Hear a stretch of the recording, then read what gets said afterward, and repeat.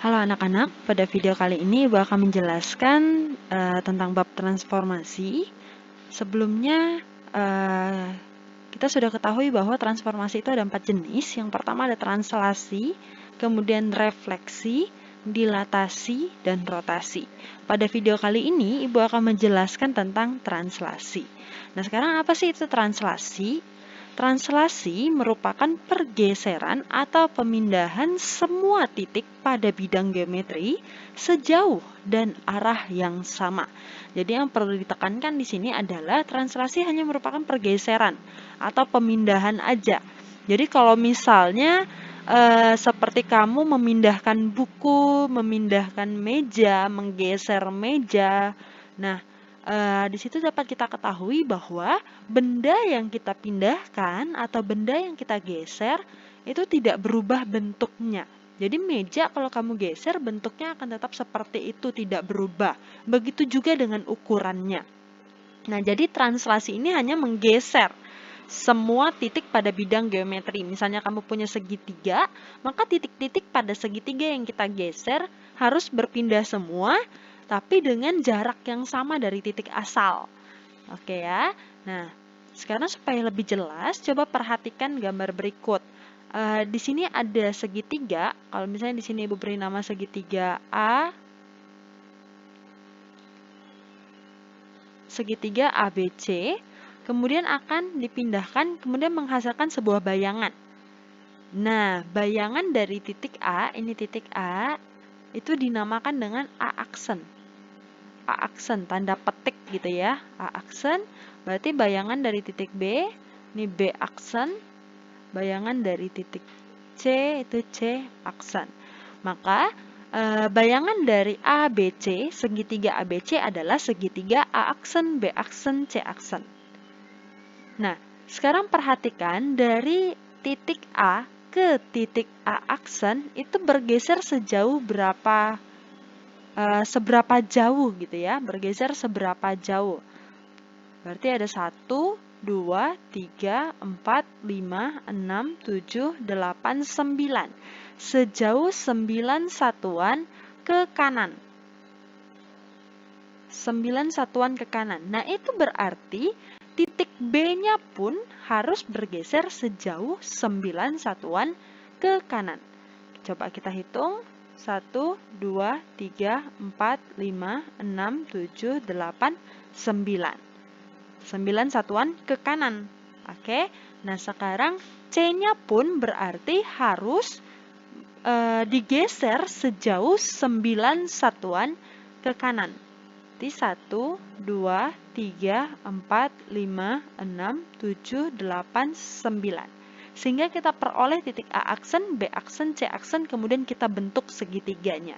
Itu berarti semua titik-titik di sini nih, semua titik-titik ini, yang di dalam ini juga, yang di tepi-tepi sini juga akan bergeser 9 satuan ke kanan. Seperti itu. Cuman kita cukup ambil 3 titik aja yang mewakili karena segitiga ya. Kita ambil 3 titik aja yang mewakili, kemudian kita hubungkan setiap titiknya, maka akan terbentuk segitiga yang baru. Nah, segitiga yang baru ini adalah merupakan hasil bayangan dari translasi segitiga ABC. Jadi, setelah suatu benda kita transformasikan, akan menghasilkan suatu bayangan. Kita namakan itu dengan bayangan. Hasil dari pergeseran kalau hal ini. Nama lain dari translasi adalah pergeseran. Nah, di sini kita perhatikan bahwa bentuknya nggak berubah, hanya posisinya saja yang berubah.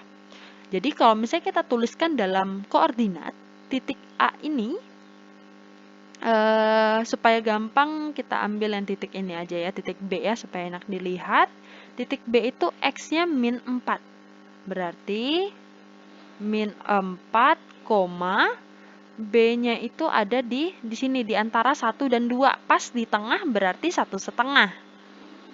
Betul ya?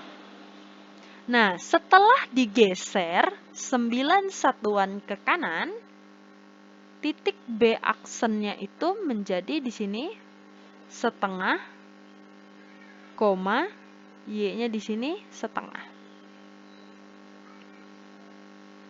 Nah, kalau kamu buat lagi koordinat A aksen, koordinat C dengan C aksen, nanti kamu akan peroleh sebenarnya alas dan tinggi segitiganya itu sama. Panjang alas dan tinggi segitiga baik benda asli maupun bayangan itu sama. Jadi translasi sekali lagi hanya menggeser sehingga ukuran dan bentuknya tidak berubah. Nah, sekarang kita mau melihat bagaimana cara menuliskan transformasi translasi ini ke dalam bentuk notasi matematika. Komponen translasi itu biasanya dinyatakan dalam matriks. Matriks itu diberi tanda kurung seperti ini. Jadi komponen translasinya A, B. Komponen translasinya matriks AB. Cara bacanya gitu ya, matriks AB.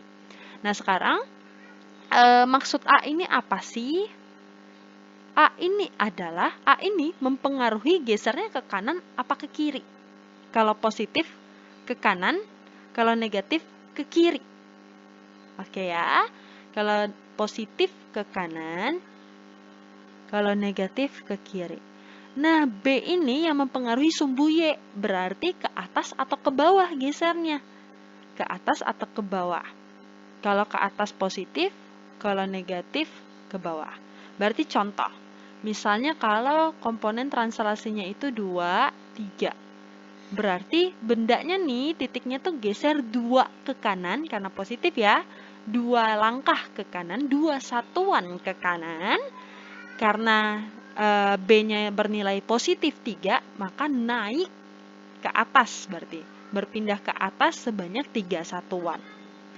Nah, bentuk notasi matematikanya itu seperti ini. Jadi A ini adalah titik awal X, Y. Kemudian ditranslasikan. Lambangnya seperti ini. Ditranslasikan oleh AB menghasilkan A aksen atau bayangan dari A. Nah, cara dapatkan A aksennya itu gimana sih? Sebenarnya nilai X ini tinggal ditambahin dengan A, Y ini ditambahin dengan B. Kita dapatkan sebuah koordinat yang baru, yaitu koordinat bayangan titik A. Nah, supaya lebih jelas, kita coba pakai gambar. Misalnya ada titik di sini, koordinatnya adalah, kita mulai dari X ya, ini negatif 2,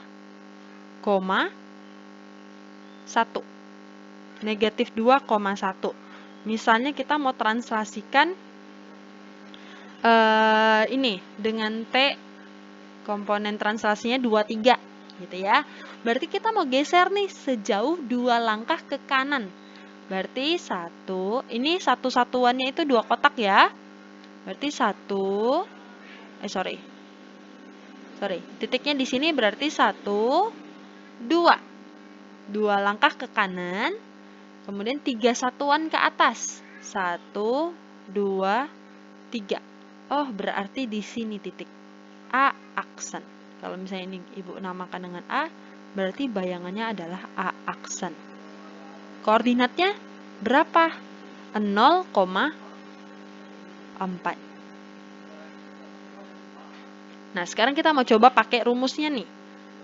A-nya itu sama dengan negatif 2,1 ditranslasikan oleh P sama dengan matriks 23, maka hasilnya A aksen ini A, X-nya nilai X ditambah dengan A. Berarti negatif 2 ditambah 2, koma, Ibu lanjutkan di bawah ya, nggak muat. Berarti 1 ditambah 3. Berarti A aksen adalah 0, koordinat A aksen adalah 0,4.